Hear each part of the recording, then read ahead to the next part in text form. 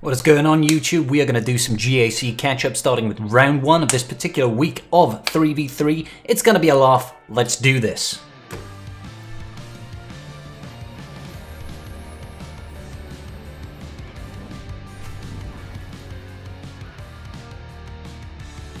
Okay, so we're up against a gentleman known as Dr. Marchuskismo or something like that.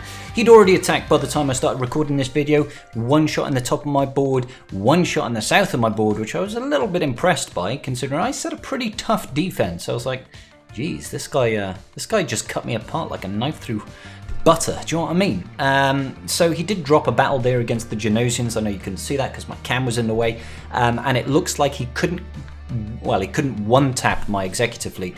When I was doing this, there was still time left. I was wondering if he was holding back to see if he can clinch that win. So when we check out his defenses, we see top is trash, basically. So he obviously saved a lot for offense, which is how he was able to one-shot my D. Okay, so in the south, we do have DR, we do have GG, and we do have JTR with a weird C-3PO counter. I figured he's probably not got GLs.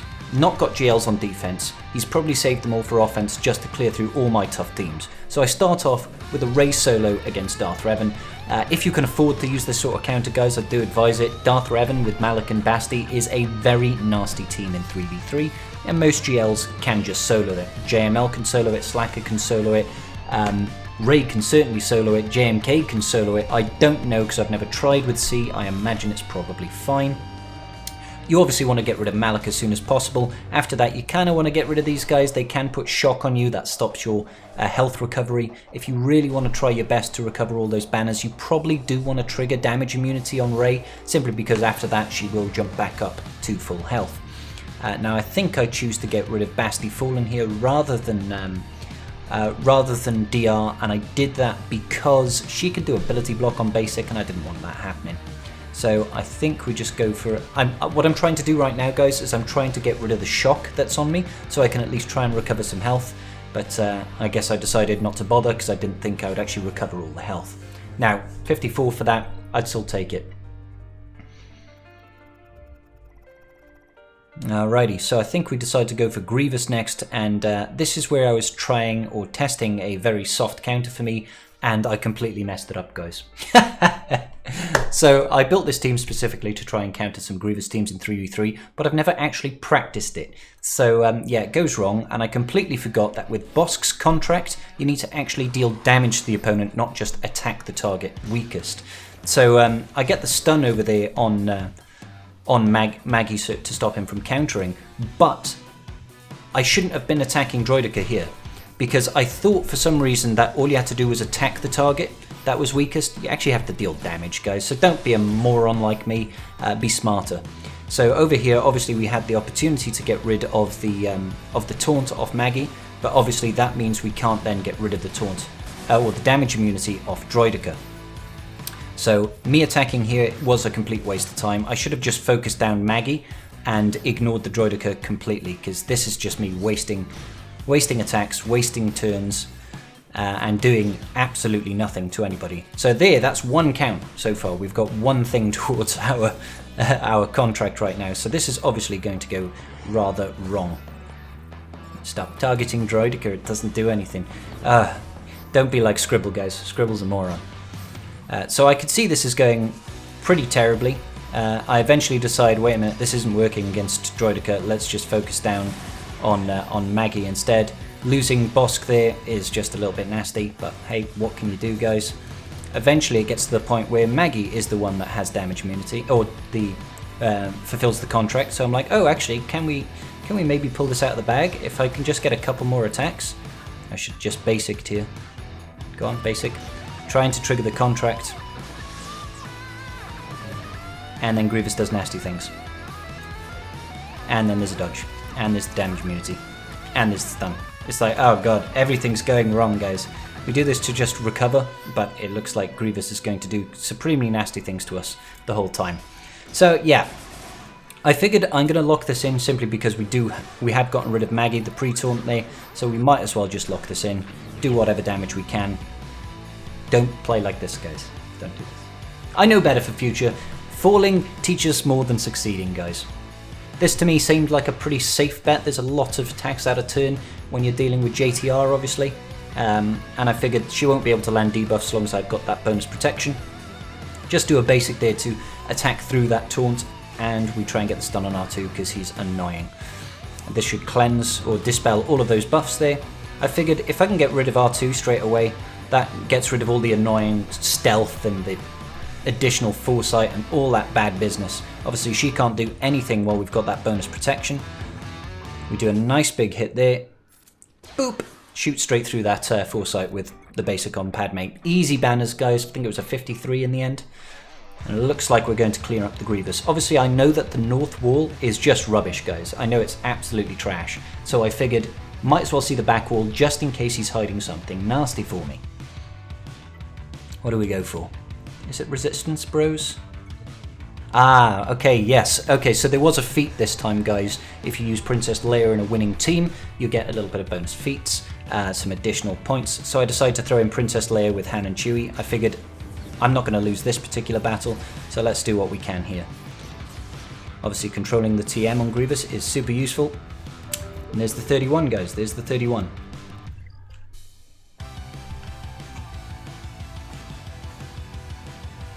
So here's the back wall, guys. Here is the back wall. We've got a Nute with Jango and Sunfac. We've got a Padme with Trash. And then we've got Geos and Mon Mothma.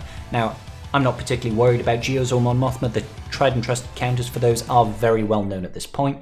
I have the modding set up and I have the gear invested in my Traya and Scion. Very, very straightforward victory on this one, guys. So, yeah. Let's take an absolute battering from the Geos while they take 635 turns wailing against my Scion, and then eventually we kill them. That's pretty much the long and short of it. We like to get the Isolate over there on the Brute. Spy tries to do his thing and fails, and we've already got Held by Hatred. That's when you know it's definitely locked in. Victory is assured, guys. Obviously, the GBA can do annoying stuff like that and heal up, which is very, very frustrating, but eventually we will chew through. There he goes. Goodbye. We could recover a little bit of protection here. Nicely done there, nicely done. And then it's just got to deal with that spy who's hiding under stealth at the moment. There's no point in me using Held by Hatred again in that situation, so I might as well just hold off. And again, there we go. Easy peasy, guys. 53 banners. You'll take that all day, every day. Who are we going for next? Okay, so it looks like I'm going ahead and taking out the Dooku team next. Now, Dooku can be a little bit on the annoying side, so I go in and take Finn with the Handbag Brothers, the Gucci Bag Bros.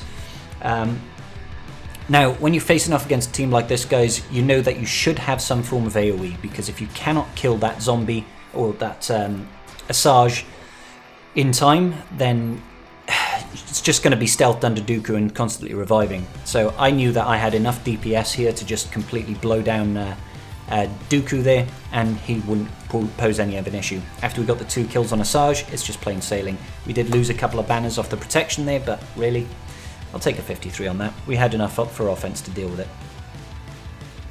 Now that I know that the back wall contains no GLs, I decide to go ahead and take in a GL of my own just to deal with some of the problematic teams and get a nice 53-54.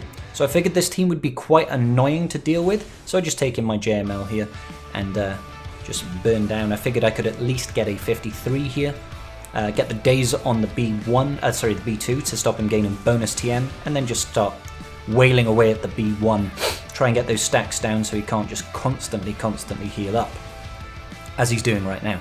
So we just do a basic here, and I think we need to get the days back on. There's the days once again. We'll do the AoE, and keep chewing away at those additional stacks of B1. I don't know why I bothered trying to do this. Looks like I could have probably just killed him outright, but I figured it's still probably better to keep on getting rid of these stacks of B1. Maybe this was a waste, guys, but honestly I didn't feel like I needed to use my JML anywhere else. Slowly healing up. Let's keep on going. Boop! It's only got 28 stacks left. I don't know why I decided to swap over there. I probably should have just killed the B1, to be honest. There's a nice little AoE. Again, I probably could have just basicked here and got the victory, but there we go. Here's a nice AoE. Boop! And then a basic. There we go. Ah, he dodged right at the end. That's just rude. That is just absolutely rude. Okay, 55 banners. Easy peasy. 55, did I say 54 earlier? I'm obviously not braining hard enough today, guys. Okay, so next on the plate, we are going to go ahead and deal with this Boba Fett. Now, it is R8, guys. It's kind of a no-joke team. Normally, I would save this JTR team for a CLS 2PO and C3PO, but this guy apparently doesn't like to set that team on defense because he doesn't like getting defensive holds and good banners. So we take it up against this weird Boba Fett Bosk Dengar team. No idea why he's using Boba lead here. Doesn't make any sense to me. I immediately go for the stun rather than calling BB-8. Because I like the control, guys. I like to control people. So here we go. We just focus on Boba because his execute ability cannot miss, guys, and will do a lot of damage to my little beepster. So I'm hoping that he doesn't do any of that nasty stuff. We want to try and kill him before he gets the opportunity. Got the days on Dengar, not that that really does much. I really shouldn't have killed Boba there because it gave him the opportunity to take that execute. That was a silly mistake on my behalf. And then we just focus him down. Obviously, if he gets another kill, he'll regain that Bounty Hunter's Resolve, and we really don't want that to happen. Let's get some more exposes, some more burning. Looks like Boba is basically dead. We just got Bosk and the annoying banner stealing Dengar now. Now I'll put the focus over on JTR now, because I really don't want my BB-8 to actually suffer. So, obviously, Dengar being stealth stopped us from doing that. I probably should have burned there. BB. There we go, at least we recover some of those banners lost. BB-8 is obviously not looking his healthiest, but we're going to have to deal with that. Oh, a nice little stun there. Just about survived with BB-8 then. And it looks like we're going to go in for, I don't know, a low 50s win. Because we can't get another Illuminated Destiny. 51 banners. It's okay. I know I just need to try and be as efficient as I can on offense now. Make sure I get the clear off. So I want to see what ships he does have on defense, obviously, guys, because that really is going to dictate how the rest of the battle is going to go. Do I go ahead and take an Imperial Troopers here? I cannot remember. Yeah, looks like we're going in for a General Veers, probably with Piet and Dark Trooper. Now, my Dark Trooper is not particularly geared, guys, nor is he even 7 stars. But under this team, you can really punch up, you know? Pun intended. So, Dark Trooper here is gear 10 and he's 6 stars. But honestly, you get so much additional offense from the Emperor's Trap that you can really make some good headway. I even managed to go before BB-8 speeding up this entire team. Because that BB-8 was so low geared, I thought I'd focus him first to really start getting that TM train rolling. And then it's just a case of, can we please kill people before they take turns? That would be amazing. Oh, Dark Trooper doing absolute business there. There's the additional TM. Let's keep it going. Bap, bap. Oh, beautiful. Come on, Dark Trooper, let's go. Punch his lights out. Yes! Gear 10 Dark Trooper killing a relic team. You gotta love to see it. Well, I suppose the BB-8 wasn't. So, we've revealed the back wall, and as expected, we have got an Executor on defense. This was no surprise to me.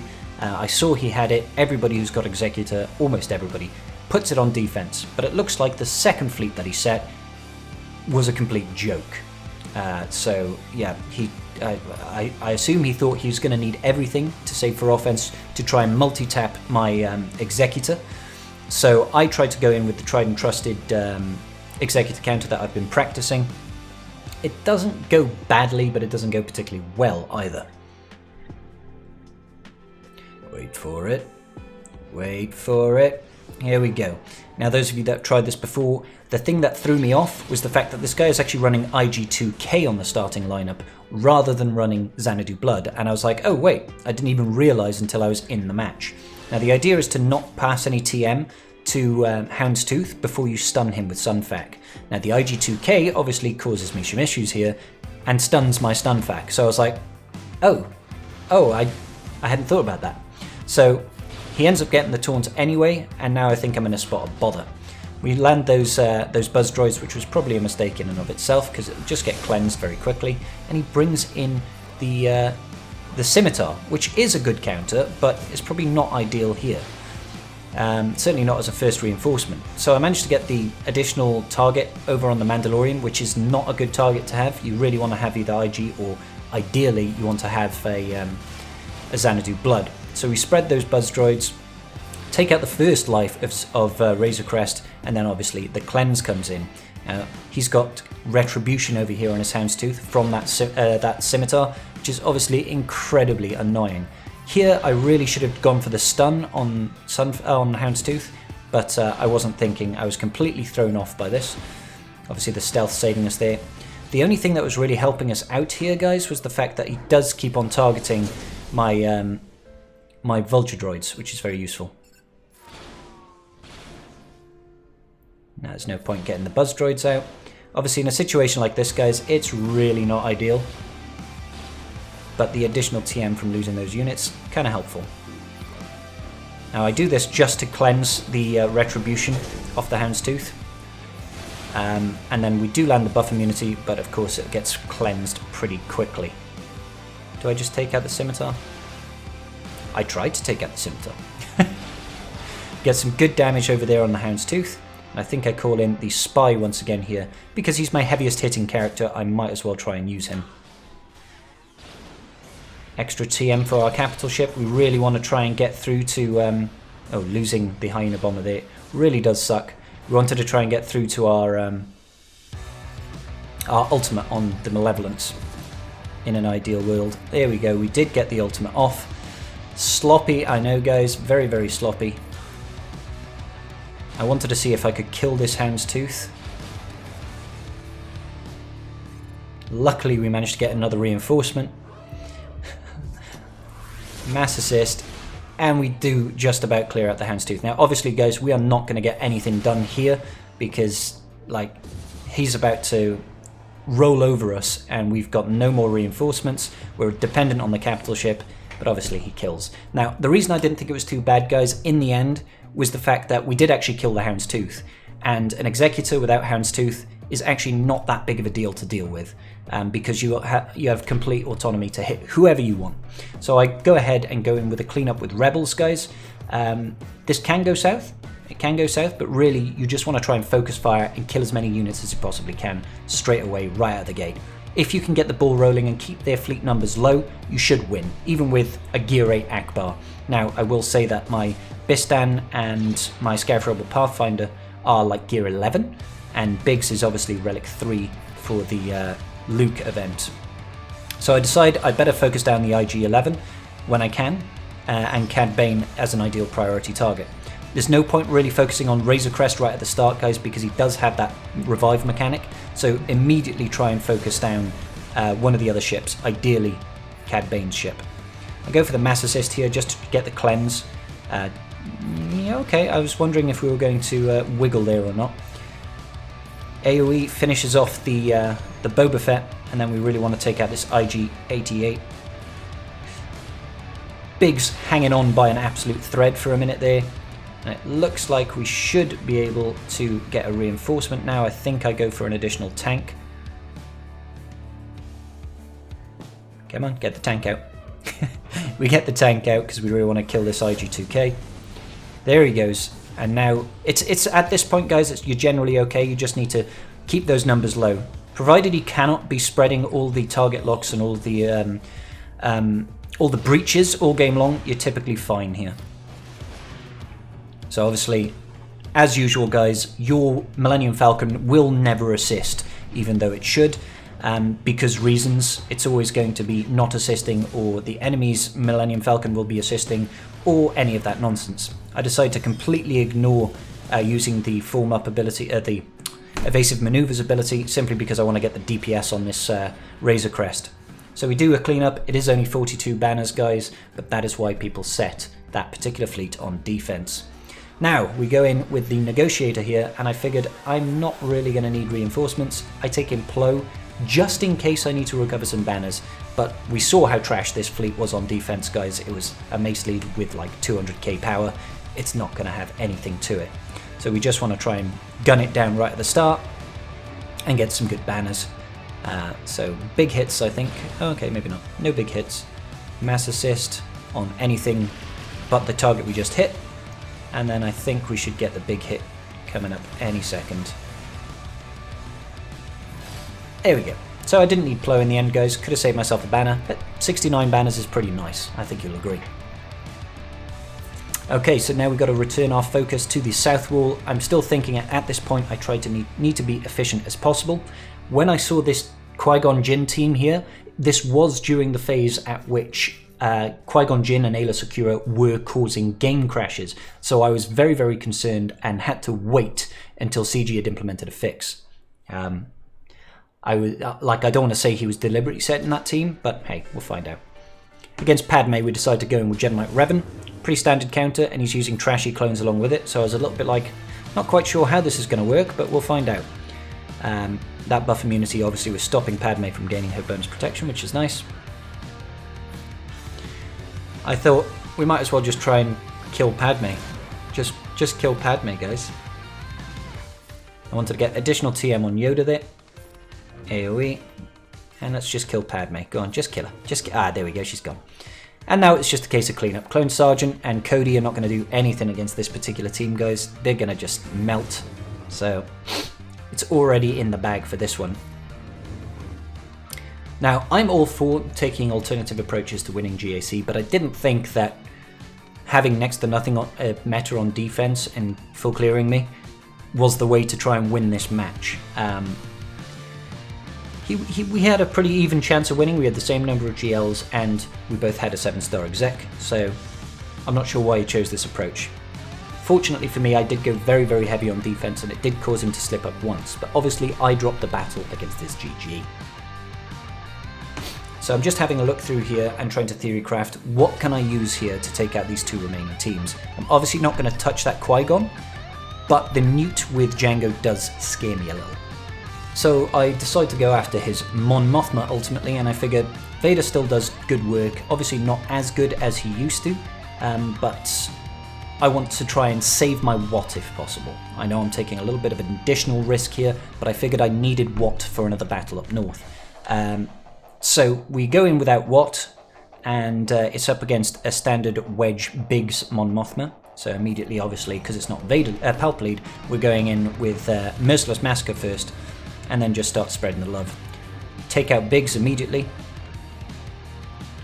Probably should have gone for the fracture here. Yeah, there we go, nice little fracture. Obviously the revive comes off immediately, and then they take a couple of turns. We should get a counter here, but that unfortunately causes Biggs to do some nasty stuff. So all I'm waiting for right now, guys, is trying to get round to another Merciless Massacre. Probably should have got the fracture on Biggs rather than on anyone else. Let's swap turns over. I'll probably use the Culling Blade here. Or am I trying to save it? I don't really need the bonus turn. Looks like I'm a little bit confused as to what to do myself here. Now, I didn't want to give any bonus TM over to Biggs, because obviously if he evades an attack or if he gets hit by an Empire, he is going to gain a bonus turn. So I'm deliberately not attacking him right now until we can get that tasty fracture off on him, and then we should be laughing. Merciless Massacre. Let's just cull him, drop the bombs, and go back over to Biggs. Got the win. Wasn't the best banners in the world, could have been better, but it did mean I got to save my Wat. Okay guys, so I was thinking and umming and ahhing, but I decided to go in with Basti, Wampa and Wat Tambor. Now this was a risky move on my behalf. There is an R7 Jango in this enemy's team, and I thought it doesn't really need much to happen for him to just completely destroy me in a hit or two. But that's why I brought Wat in here, guys. I wanted to put the weapons tech on Wampa and kill Nute in one hit with Wampa to make sure that he doesn't revive and start slowing down my team. So I passed the buffs over, and Wampa didn't kill Nute. Luckily, however, we did get a turn before him. So right now, I'm still very, very concerned about Jango. Jango's still in damage immunity right now, and he can still do some serious damage. So I put the tank tech on Basti, simply because Basti with tank tech, with her leadership, she's got quite a lot of extra protection, so I figured maybe this can keep me alive long enough. So the idea right now is just to kill Jango. Whenever I can, I want to focus on Jango, try and make sure I control him as much as possible, and he just yeets my Wampa out of there. I was like, well, we are screwed. We've got a Gear 12 Basti and Wat Tambor to deal with an R7 Jango Fett and an R5, I want to say, Sunfac. I was just like, well, we're just screwed. Turns out, however, that we can actually do quite a lot of work. Basti has obviously got great control. Having a buff immunity, an ability block on a basic being able to pass buffs, being able to dispel buffs, and to be able to put stuns and buff immunity on characters is actually incredibly useful. So I start calling in Wat here because he's going to actually be double assisting and putting additional dots on Jango. It's also going to be giving speed up to both my characters. So I figure, hang on, can we actually win this? I was like, wow, that's interesting, right? So obviously I don't want him to actually take a turn. I'm using Wat to recover additional bonus protection and bonus protection here. And because we're constantly cleansing, we're not getting any debuffs. So keep on controlling him to make sure that he can't use his big rocket or his burning. That's one of the main ideas. We actually managed to stun him as well, which is very useful. I don't particularly mind Sunfac taunting in this situation. Obviously, I'd rather be targeting on Jango, but there he goes. He's lost one life there, thanks to the additional dots. We managed to cleanse that over there, and now we just need to make sure he doesn't do something like that and kill people. And it turns out it's working semi-okay. I was actually very surprised at the progress we were making. Sunfac is nearly dying, just simply thanks to having dots on him. So, I mean, things are progressing really well. I should have targeted Jango. There we go. There we go. 5 dots on Jango. That did nearly 40% damage to him there. How good is that, guys? How good is that? And we stun him, control him, and Basti is still at maximum protection. Sunfac is nearly dead. Booyah, what with the double kill? This surprised the heck out of me. I don't know about you guys. Okay, guys, so I decided to go in with Rex, Fives, and Hermit Yoda against this Qui-Gon Jinn team. Now, it would be easy to underestimate this team, guys, okay? Because Qui-Gon Jinn, he's going in there with a Relic 7 Ki-Adi Mundi. Because this is all Galactic Republic Jedis, guys, that Ki-Adi Mundi is going to be sharing a lot of additional speed, a lot of additional offense to these guys. So I was actually like, God, I can't take something rubbish against this. You can see immediately how Ki-Adi Mundi there nearly one-shot my Rex. So I'm glad I brought in Hoda here. Obviously the stun is a little bit frustrating. The idea here, guys, was just get to that first Rexolate and get rid of Ki-Adi Mundi. But then I started getting worried, thinking, oh gosh, wait a minute. There's a lot of foresight getting passed around as well from Qui-Gon Jinn. Let's hope that doesn't cause an issue. Now that I don't have the taunt, I've got to worry about Qui-Gon Jinn removing my buffs and Ayla stun locking me. So I was just getting a little bit worried. Obviously, once we got rid of Ki-Adi Mundi there with that Rexolate, I didn't really have to worry anymore, simply because they've lost all that bonus stats from the Jedi Council. I then did the stupid thing of trying to Rexolate her when she had foresight up, because I'm not particularly bright, guys. Not particularly bright. At this point, I know that the game is won, because I've got all those additional stats, and we can remove TM until we get that second Rexolate. And that there is the full clear, guys. Obviously, not the perfect full clear, but we did okay, all things considered. My final score was 2,784 banners, and my opponent no longer attacked, guys. That was the end of his attack run. He didn't even take a second attempt at the Executor. GG's all round.